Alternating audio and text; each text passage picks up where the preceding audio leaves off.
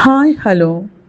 ഫെം ട്യൂൺ സുപ്രഭാതത്തിലെ എൻ്റെ പ്രിയ കൂട്ടുകാരികൾക്ക് ഒരു നല്ല ദിനം ആശംസിക്കുന്നു.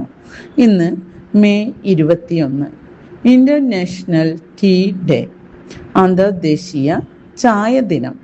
ഓഹോ, ചായക്കും ഒരു ഡേ സെലിബ്രേഷൻ അറിയാമോ നിങ്ങൾക്ക്? അപ്പോൾ ഇന്നത്തെ ടോപ്പിക് ചായയെ പറ്റിയാവാം.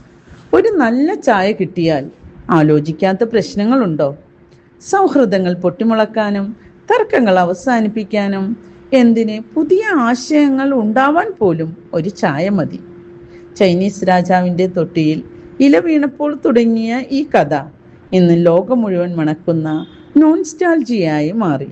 നമ്മുടെ ചായക്കടയിലെ വർത്തമാനങ്ങൾക്കിടയിൽ എത്ര വലിയ കാര്യങ്ങളാണ് തീരുമാനിക്കപ്പെടുന്നത്. രാവിലെ ഒരു ചായ കുടിച്ചില്ലെങ്കിൽ അന്ന് എന്തോ ഒരു കുറവ് പോലെയാണ്, അല്ലേ? എല്ലാത്തവരും ഈ ആധുനിക യുഗത്തിലുണ്ട് കേട്ടോ. ഇന്ന് ചായ ദിനം. തൽക്കാലം നമുക്ക് അവരെ ഒന്ന് മാറ്റി നിർത്താം.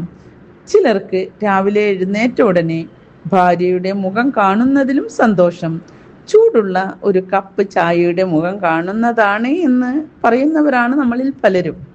അങ്ങനെ ചായ വെറും ഒരു പാനീയമല്ല.